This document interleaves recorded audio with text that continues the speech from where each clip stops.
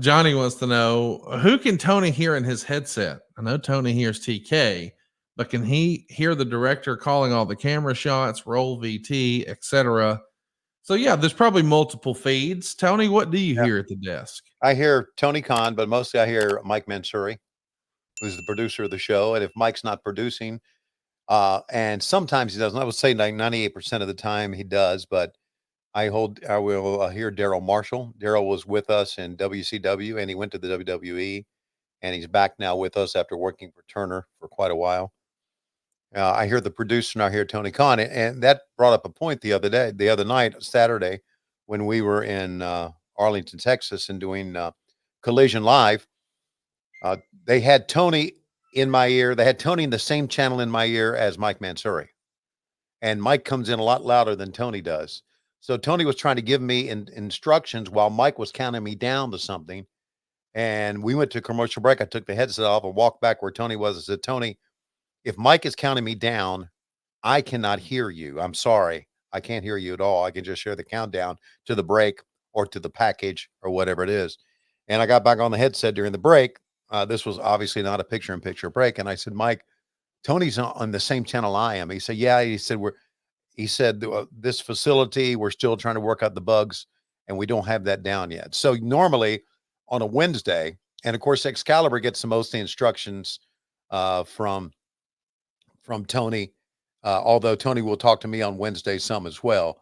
There's Tony in one ear and Mike Mansour in the other.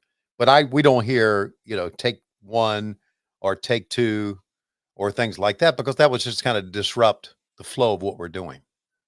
But Mike Mansouri is truly a phenomenal producer and has become a very good friend. And I'm so glad he is with us. And he not only and Tony does this too, but Mike not only produces, but Mike also encourages us. I often had thought and had heard the horror stories about announcers with Vince in their ear. I would never have been able to do that. I know how I am. I know and you know what? I'm going to be very critical of Vince here. That's the wrong thing to do. You do not talk down to your announcers or tell your announcers that you are a piece of shit or you've screwed up, because you got to keep your announcers' confidence and excitement level up. And if somebody is talking down to you, you're not going to you're doing a disservice for your whole show. And I can tell you right now, and I'll guarantee you this will never happen because of the way things are now. But had I ever worked in the WWE where Vince was producing me like he produced some of those people, some of those announcers, I would have dropped my headset and walked off the show immediately during the show. Guaranteed. I would have walked right out of the building.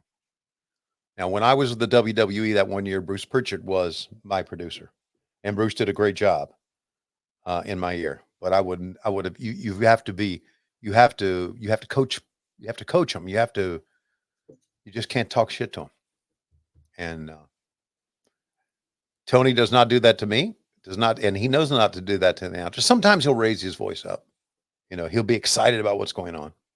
But anyway, that is that. Aaron Sheen's with us here live, and if you've got a question for Tony, you can hit us with it. We're taking all your questions here at whwmonday.com. If you haven't already, hit that subscribe button, turn on the notifications bell so you don't miss the next time we're live. Aaron Sheen wants to know, in hindsight, with everything that happened during the Monday Night Wars, would Tony have left the WWF in 1990 to go back to WCW, or would he have stuck around the World Wrestling Federation?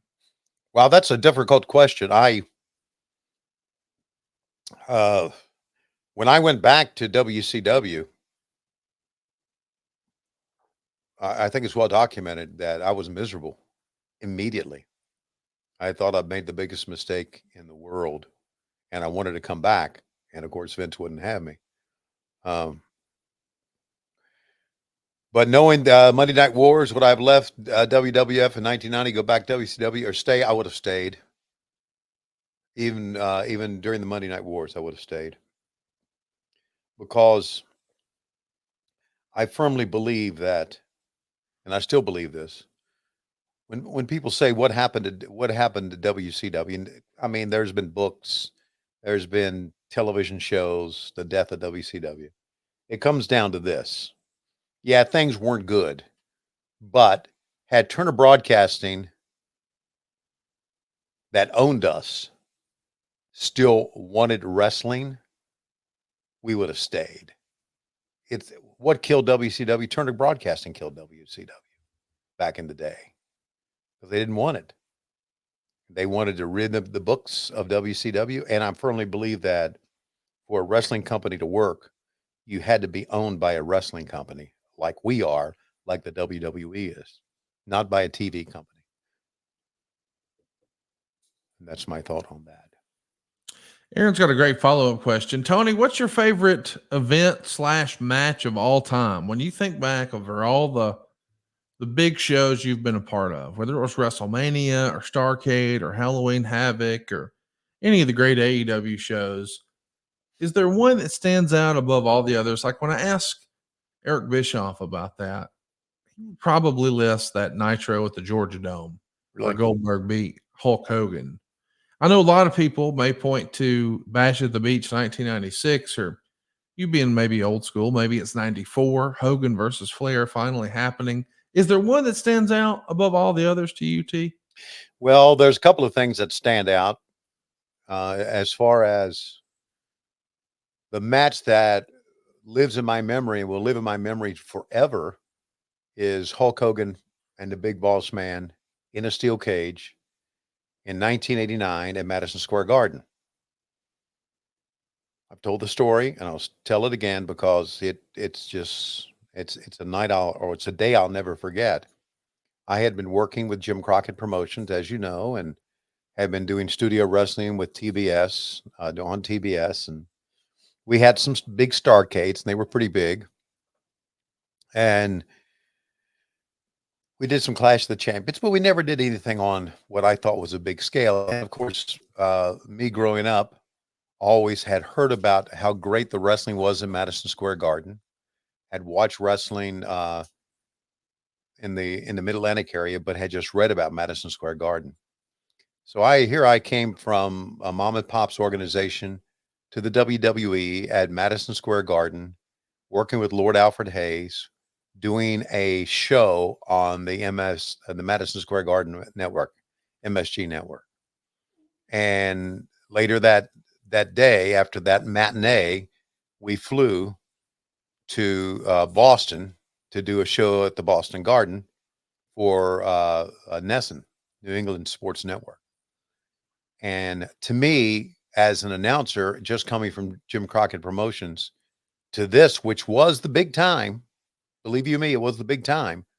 That was my greatest day as an announcer, a wrestling announcer, one that will live in my mind forever. But if there's anything that's going to top that, it's going to be walking out at Wembley and standing in the ring as I did last year and having the fans cheer me, sing my name, and the show that we put on there. Those are two things that will stand in my memory for a long, long, long time. Also, another one which would probably be would probably cap off the top three would be 5 years ago, October 2nd, in Washington D.C., coming back out with JR and doing the show with Excalibur, the very first Dynamite, and going in the ring with Cody after his match with Sammy Guevara and doing the interview with Cody in the ring. Those things stand out to me more than anything else I've ever done.